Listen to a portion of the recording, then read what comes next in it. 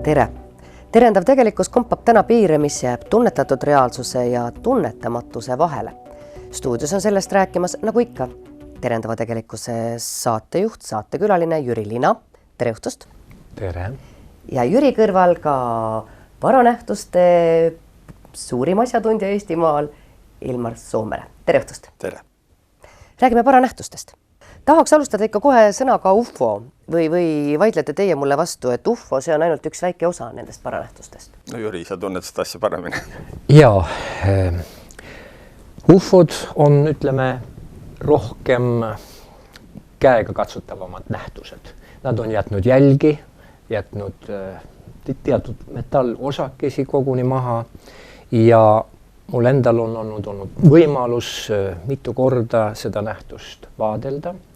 Ma olin alguses väga elevil, erakordselt huvitatud, aga minu loomus on skeptiku loomus.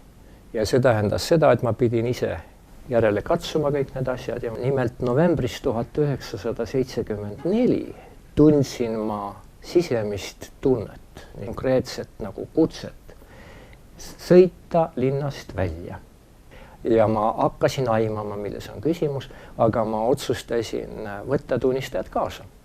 Sest nii peale selle väike hirm ka. Seda ei saa salata, sest igasuguste tundmatute asjade ees on meil loomulik hirm. Ja 2 minu sõpra tulid minuga kaasa, me läksime ühele metsalagendikule Tartu lähedal ja juba alguses kohe me märkasime, et kogu see piirkond oli eledam kui teised metsalagendikud, mis olid seal ümbruses. Me kogesime erisuguseid paranormaalseid nähtusi. Sealhulgas tundus meile, et me muutume pikemaks, et meid keegi vaatab kusagilt nurga tagant. Kuni järsku ilmus üks kerakujuline objekt kusagilt tundmatust ruumist. Et siis klassikaline UFO või? Ja see oli kerakujuline suur objekt, mitte nii väga suur, aga nagu mingisugune vaatlusaparaat. Ja see lendas vihinal üle meie pea, ütleme 5 meetri kõrguselt. Ja siis kadus sama äkki, haihtus. Ja see oli minu jaoks midagi ennekuulmatut, sest me lootsime, et midagi juhtub veel, võib-olla toimub mingi maandumine. Aga samas oli ka niisugune tunne, et nüüd võite koju minna, midagi ei juhtu enam, aga mis kaasnes kõige sellega, turvalisuse tunne. Hirm, kui selline oli kadunud? Oli kadunud, jah. See oli täiesti kadunud, sest et ma pean tunnistama, et kogu selle aja vältel, eriti kui see objekt ilmus, oli ka niisugune mõte, et millise puu taha ma saaksin ennast ära peita. See kõik on, ma kujutan ette, teie UFO-uuringute selline esimene periood või algust ja algus? Just. Et me ilmselt jõuame sellest veel rääkida, aga Ilmar, teie olete Jüriga aastakümneid vahetanud kogemusi.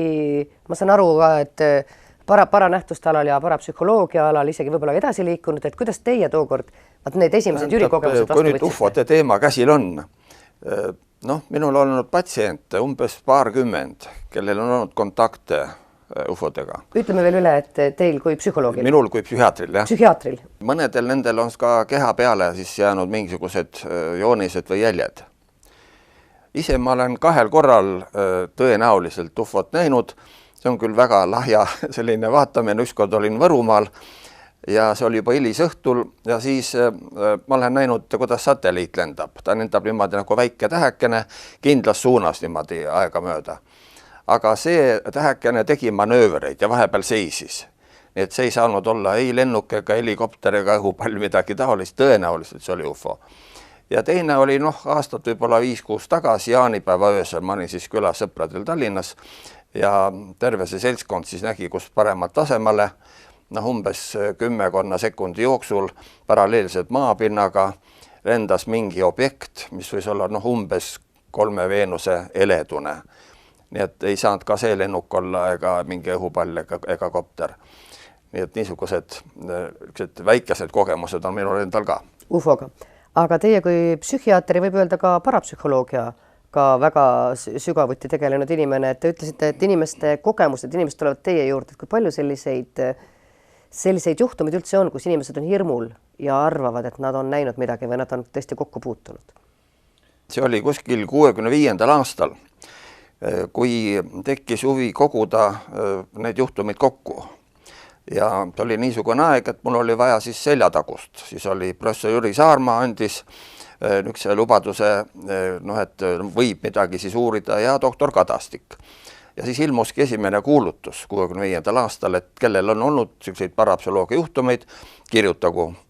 Ja kokku on neid 2000 praegu kogunenud. Seal on siis inimesed, kes on kogenud väga omapäraseid ka ufodega seotud nähtumusi, aga ka parapsühholoogilisi ja neid parapsühholoogilise nähtuse variante on muidugi kümnete viisi, sõltub muidugi, kui peenelt neid asju uurida. Üle 10 raamat on kirjutatud vaimsetel teemadel ja eks mul endal on ka mõned üksikud juhtumid olnud, põhiselt küll unenägude näol. Isiklikud kogemused? Ja. Kas mõne unenäo võib välja ka tuua? Oi, väga raske on, sest mul on, selle kohta on üks raamat, teateid Pardo eeskohast ja seal on toodud kokku, on 1700 unenägu on analüüsitud ja toodud ka sellised tüüpnäited välja. Et väga pikaks läheks jutustada see raamatut ümber. Ja sellel teemal on mul päris mitu raamatut, kõige viimane raamat, ma nüüd näitan, see on nüüd Artemidorus. See on vana Kreeka professionaalne unenägude seletaja. Tema raamat, see on ütleme süvaanalüüs. Tema elas 2. sajandil ja tema analüüsi sügavus ületab tänapäevaseid uurijaid. Ja tema läheneb asjale selliselt nagu mitmetahuliselt, et ei ole lihtsalt nii, et ajad näpuga järgi, et vaata, et ma näen midagi seal kassi une, see tähendab seda või näen koeras, tähendab seda, vaid sõltub isikust, kes seda näeb. Kas ta on vana, noor, haige, terve, rikas, vaene, kõik see mängib rolli ja see tõlgendamine on väga keeruline. Mina olen neid asju uurinud juba 50 aastat ja ikka panen mööda, nii et see asi tahab väga suurt süvenemist. Kui teie juba mööda panete, siis tavainimese tasemel on see ilmselt täiesti loomulik, aga see kõik on väga huvitav. Samas te mõlemad tegelete, võib öelda, parapsühholoogiaga, te olete seda valdkonda süvitsi tundma õppinud. Te, Ilmar, kui psühhiaater ja parapsühholoogiaga tegeleja, kas need kaks asja vastuollu ei lähe? Ja ma küsin kohe ette ära, et te mõlema käest, et kui tihti te ikkagi puutute kokku sellise asjaga, et sellise hoiakuga, et mehed, te tegelete ju olematu asjaga, et see kõik on ettekujutuse vili. Miks mina üldse ülikooli läksin? Mind huvitas parapsühholoogia. Ja sellel ajal muidugi mingisugust parapsühholoogia õppetool ei olnud, isegi tänapäeval veel. Eestimaal ei ole, kuigi maailm on täis ülikoole ja instituute, kus uuritakse parapsühholoogiat, need õppetoolid on, nii et Eesti on selles liinis üks 50 aastat ajast maha jäänud. Ja kuni 64. aastani isegi psühholoogiat nii väga tõsiselt ei võetud. Ikkagi oli ainult kõrgem närvitalitlus, millest rääkis Ivan Pavlov. Ivan Pavlovi laboris oli selline kord, kes kasutab sõna psühholoogia, maksab 5 kopikat trahvi. On ainult kõrgem närvitalitlus, aju lained natuke võnguvad, see ongi kogu psühhika. Ja kes nüüd asja nagu süvitsi võttis, siis oli Pavlovi oponent, oli siis Pehterev. Ja Pehterev, tema toetus juba ka oma eellastele, seda väga vähesed teavad, et sellised, ütleme, Vene meditsiini kuulsused ja ka keemiate Mendelejev. Mendelejev muuseas pani käima paranähete uurimise Venemaal. Ja tema järglane oli siis Pehterev, kes seda asja uuris. Pehterev isiklikult tegi katseid, parapsühholoogilisi katseid. Pehterevi õpilane oli eestlane Ludwig Puusepp, kes on siis neurokirurgia rajaja Venemaal. Ka tema tegi neid katseid. Nii et niisugune järjepidevus oli ja nüüd, kui põigata natuke ajaloos veel edasi, siis 60. aastatel Leningradis oli selline psühholoogia professor Vassiljev. Ma käisin ka tema juures kodus ja tema laboris vaatamas ja sellel ajal oli skeptitsism nii suur, Kolmogoorov ja teised seal raiusid selle asja kõik maha ja nendel õnnestus professor Vassiljev ajada infarkti ja ta suri ära. Nii, aga muidugi salauuringud, tähendab KGB-s ja ka CIA-s käisid edasi.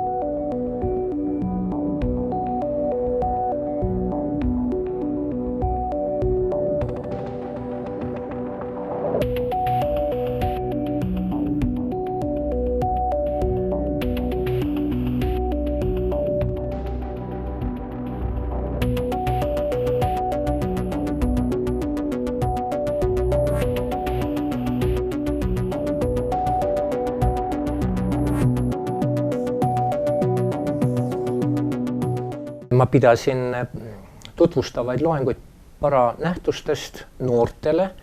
Olles ise ka noor tegelikult. Just, ja see ärritas riikliku julgeolekuorganeid sedavõrd, et mind kutsuti miilitsosakonda välja ja sinna oli samal ajal toodud ka professor Saarma, et mind üle vaadataks ja küsiti, kas ma näen mingisuguseid valgusi taevas. Ma ütlesin, milliseid valgusi?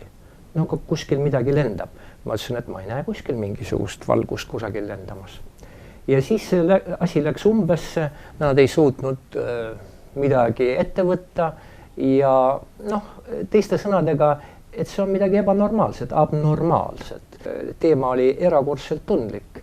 Nii tundlik, et kui ma näiteks 70. aastate algul tegin ühe saate, mis tutvustas sääraseid nähtusi ja Ilmar Soomere esines ka selles, siis see keelati ära.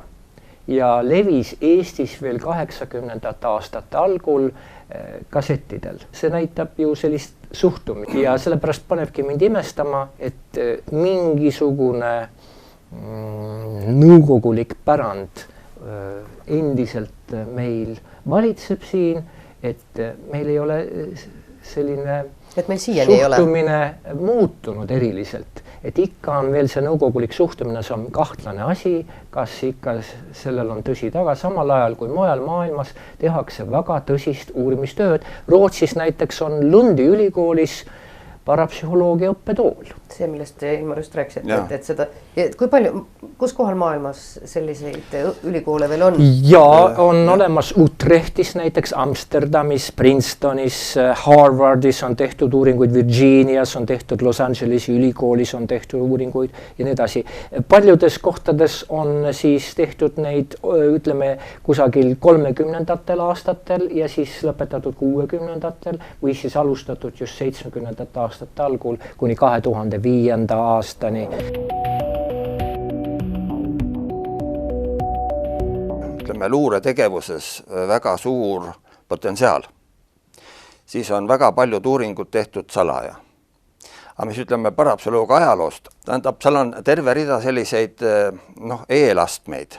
Kui nüüd vaadata kaks kõige suuremat eepost, mis on Ramayana ja Mahabharata. No ütleme, ja nende üks osa on siis Bhagavad Gita, mis ka Lennart Mäll tõlkis eesti keelde.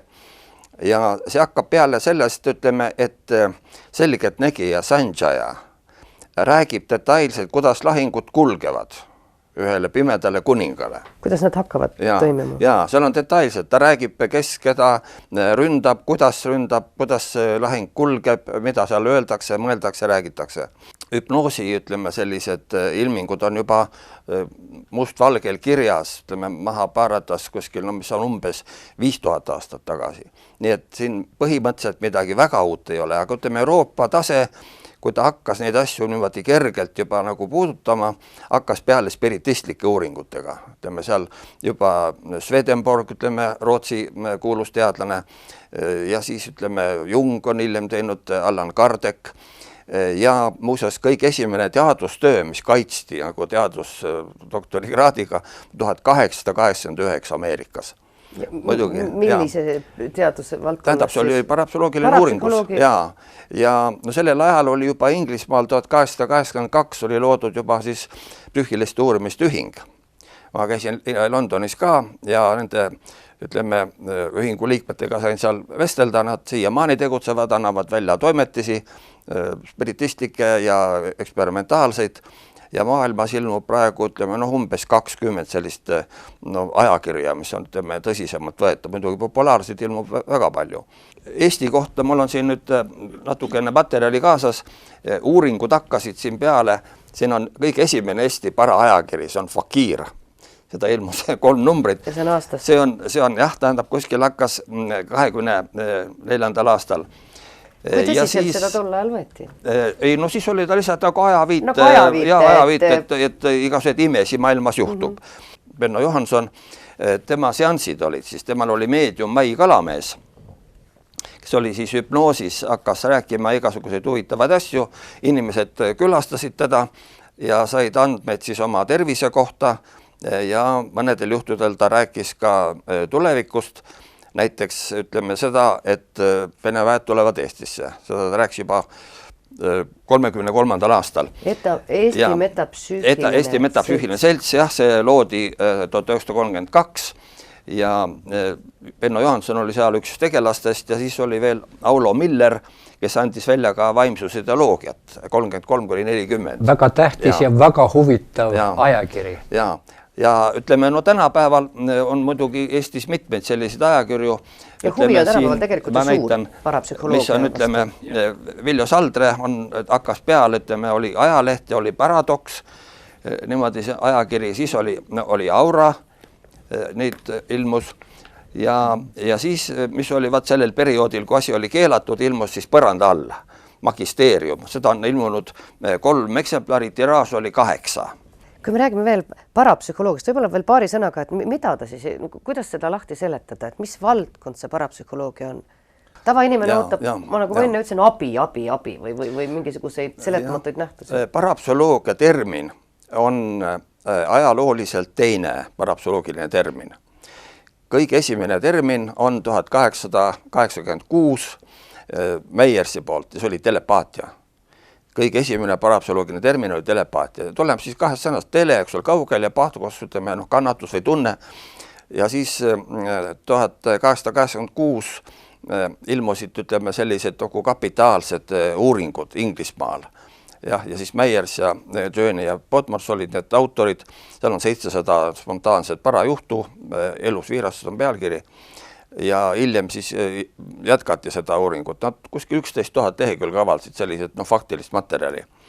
Ja parapsühholoog ise on 1889 terminina, et ta nagu para tähendab nagu kõrval ja siis nagu kõrvapsühholoogia, sest et uuringud olid küllaltki algjärgus veel ja siis leiti, et ta nagu tegeleb sellise meeltevälise taju uuringuga, millega siis, ütleme, klassikaline psühholoogia ei tegele.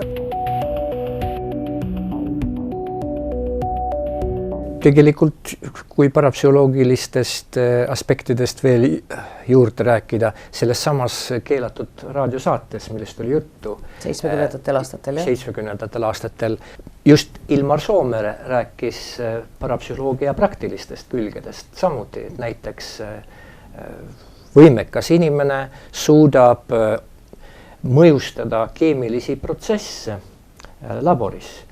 Neid on võimalik kiirendada ja aeglustada, mida siis Ilmar Soomere toonitas just. See oli täielik sensatsioon, inimestel ei olnud üldse aimugi, et midagi niisugust võib võimetega inimene teha. Vanasti nimetati seda maagiaks. Ja et keegi teine aitab, aga ühest küljest, et nüüd on abistaja või see maag, kes aitab inimest, mõjutab tema keemilisi protsesse, aga teisest küljest inimene ise suudab ju ka tänapäeval, aina rohkem räägitakse sellest usu jõul või energiate liikutamise jõul suudab inimene ka haigustest paraneda. Mis puudutab üldse telepaatiat, siis ma usun, et ei olegi üldse inimest, kes mingisuguses vormis ei oleks tajunud telepaatilist kogemust, tundnud, et midagi on valesti, midagi peab just nüüd ära tegema kiiresti, kuhugi peab tõttama just praegu või et keegi tema lähedane on hädas, vajab abi. Ma usun, et kõikidel on niisugused tunnetused olnud või näiteks kas või kui telefoniga rääkida mõne inimese puhul, tunned ära, et tal on väga kiire, et ta tahab seda kõne kiiresti lõpetada. Sa tunned seda ja siis ta ütlebki kohe, et kuule, mul on tõesti väga kiire, et ma rohkem ei saa sinuga rääkida. Aga sa tajud selle enne ära. No telepaatiaga on kohtlemata kõik inimesed kokku puutunud ja need on võib-olla tõesti ekstreemsed nähtused, aga rääkimata sellest, et inimene mõtleb kellelegi ja see sama inimene tuleb talle vastu või helistab kohe, et ja. Või Ilmar on selleks, et rohkem vaja tegeleda ikkagi vaja väga põhjalikult. Seda uuritakse ka eksperimentaalselt. Tähendab, mõte on selline peenmateriaalne asi, mis on tegelikult universumi kõige suurem jõud. Kui võtame selle valemi, eks ole, E-võrd või ruut, tähendab energia ja mateeria võivad teineteiseks üle minna. Ja mõttejõuga võib teha ka selliseid objektiivselt fikseeritavaid asju. Vaat Jüri rääkis sellest, ütleme, et keemilisi reaktsioone on uuritud. Ameerikas on üks selline, ütleme, paragnost või sensitiiv Olga Worrell ja tema suudab mõjutada vee pindpinevust. Tavaliselt vee pindpinevus langeb, kui ütleme elektromagnetiga vett mõjutada, aga tema bioväljamõjul suudab seda samuti teha. Samuti ta võib panna taimi kuni 8 korda kiiremini kasvama. nii et noh, taim ei saa kuidagi mõjutada, et inimene võib mõtelda ise paljusid asju. Ja siis on üks selline Ameerika uurija Joseph Banks-Ryan, siin ta istub koos oma abikaasaga, Louisega. Ja tema oli Duke'i ülikoolis Ameerikas üks esimesi, kes hakkas võtma kasutusele statistilised meetodid. Ja algsed uuringud tehti tseeneri kaartidega, need on 5 geomeetrilist kujundit, mida kasutati telepaatia katsetes. Eks ole, et üks oli ühes majas, teine teises ja teatud hetkel siis püüti mõtteliselt üle kanda neid kujundeid. Nii, ja tõenäosus juhuslikult ära arvata on 1/5. Ja näiteks Joseph Banks-Ryanil oli üks paar kaksikuid, kellel tihtipeale ka need telepaatsed sidemed on väga tugevad. Ja seal 2 poisil õnnestus saada tulemused telepaatia ülekandes 25 korda järjest õieti. Katsed täringuga. Automaat viskab täringut välja, katseisikule tehakse ettepanek peatada täring teatud numbri peal. Ja muidugi väga lihtne on jälle arvutada, kui teeme ühe täringu, on eks ole tõenäosus 1/6. Ja kui neid täringud on rohkem, siis on jällegi vastavad valemid olemas. Ja mis huvitavad seaduspärased tuli välja. Tähendab, kergemini oli õnnestunud õigesti täringut nagu ära arvata, kuna naturaalmaterjalidest, mitte plastmassist. Ja mida rohkem on, seda kergemini oli niimoodi seda öelda. Telepaatiast rääkides veel, ei saa mööda minna Saksa professori Konstantin Maili uuringutest. Tema peamiseks tegevusalaks on kujunenud skalaarenergia uurimine ja ta kinnitab ühte asja, et kõik meie keharakud suhtlevad skalaarenergia abil. Ja see energia on levinud kogu universumis ja me oleme üks osa universumist ja telepaatia ei oleks võimalik ilma skalaarenergia olemasoluta. Telepaatia on nüüd küll see ala, mida te ütlete parapsühholoogia ja psühhiaatrina, kas igaüks võib sellega tegeleda, kas igaüks võib siin saavutada ka edu? Ei saa. Ta peab olema teatud eelised. Ja selle kohta on ka spetsiaalseid uuringuid maailmas tehtud, sest kuna tal on praktiline rakendusvõimalus olemas, telepaatiliselt saab kanna inimesed hüpnoosi. Ütleme, professor Vassiljev on teinud selliseid katseid, hüpnoosi saab panna ka 1000 või 2000 kilomeetri kauguselt. Ja kohati mõne sekundi jooksul, näiteks Tomaševski oli selline induktor, nimetas saatja, võis panna tundliku katseisiku, tavaliselt kui mitte mõne sekundiga, poole minuti või paari minuti jooksul hüpnoosi, mis tahes seisundis, ta võis tantsida parajasti. Wolf Messing, keda kasutati siis Saksa kindralite ülekuulamisel. Kui nad andsid õiged vastused, siis ta ei sekkunud, aga kui nad hakkasid luiskama, siis Wolf Messing sekkus. Et nüüd asi läks nagu untsu.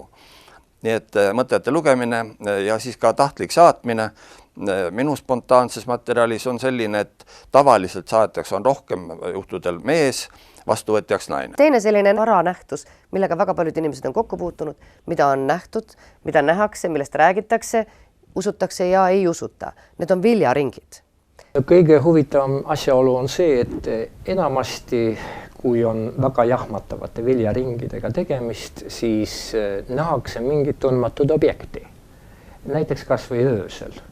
See ilmub mõneks minutiks ja seejärel kaob. Pärast seda hommikul on näha põllul viljaringid, mingisugused kujundid, mida on raskesti võimalik tõlgendada. Neid on filmitud õhust. Mis jõuga need tekitati? Sellele me ei oska vastata, me ei tea, me ei olnud juures. Vahel ei oska, aga vahel leitakse ikkagi süüdlane üles. Jah, aga need on tavaliselt eristatavad. Seal on trambitud, inimesed on püüdnud teha ka pilkases pimedas, teha geomeetriline kujund veatult, ilma rohukõrsi ümbruses maha trampimata, ilma jälgi jätmata, on minu arvates absoluutselt välistatud. Kuidagi on see seotud eelkõige Suurbritanniaga või sealt on need alguse saanud? Või need on üle terve maailma. Pool, vaat viljaringid 16. sajandil juba on neid nähtud, nii et... Aga Eestis on olnud? viljaringidest juttu ju siin-seal, midagi on kusagil. Jah, aga ma ei ole ühtki fotot näinud Eestist. Et ikkagi juttude tasandil. Ja teistest riikidest on väga fantastilisi juhtumeid, fotosid, filmitud materjali helikopterilt, täiesti seletamatu ja üldse võiks öelda, mis puudutab UFO juhtumit.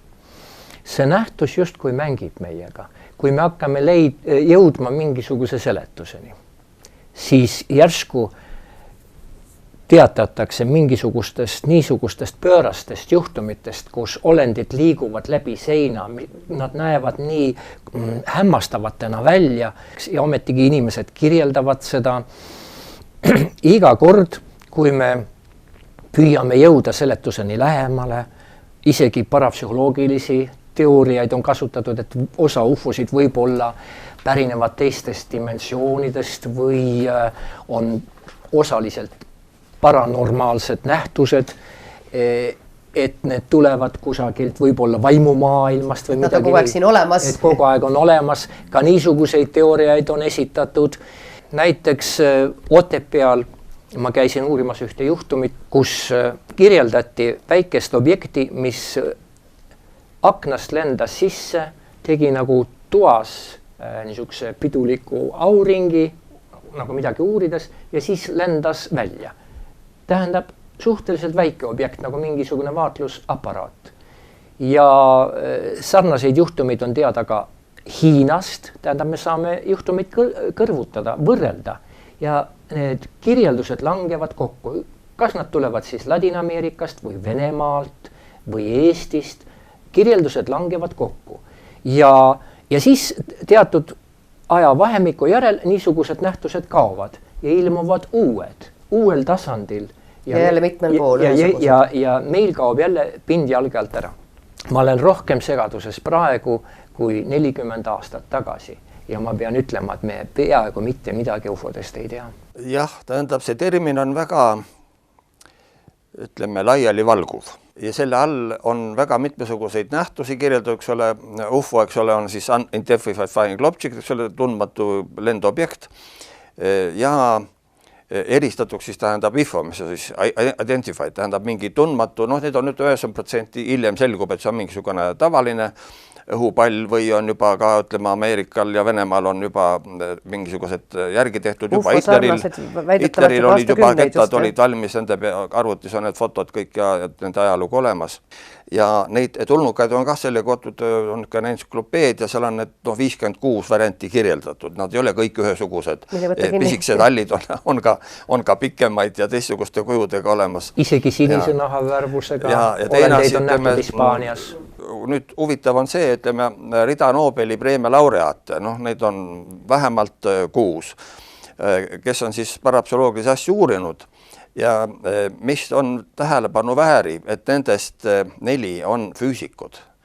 Tähendab, kvantfüüsika on selline ala, kus selline traditsiooniline, ütleme, mehhanistlik mõttelaad juba muutub ja nende seas siis on ka selliseid teadlasi, kes nagu on hakanud huvi tundma paranähtust vastu. Ja ilmselt neid ruumimõõtmeid on rohkem kui 3, arvatakse isegi kuni 11, võtame nüüd elava teaduse andmetel. Ja see seletab ka seda, et kuidas saab, ütleme, näiliselt nagu imeasju teha, läbi seina tuleb keegi olend või midagi niimoodi. Ja on hakanud tekkima mingit laadi selgus, arvestades just sellega, et me jõuame välja väga tähtsate elutõdedeni. Ja see on just see peateema olnud väga paljudel parapsühholoogidel, et näidata selles elu labürindis inimestele väljapääs. Paranormaalsete nähtuste teemal jätkame siis ka järgmises saates. Täpsemalt tulevad jutuks paranormaalsete võimete kasutamine erinevates valdkondades, näiteks nagu meditsiin ja sõjandus. Samuti räägime nõidadest, surmalähedasest kogemusest, taassünnist ja karmast, tõenäoliselt veel paljust muust. Seda kõike aga järgmises saates Terendav tegelikkus.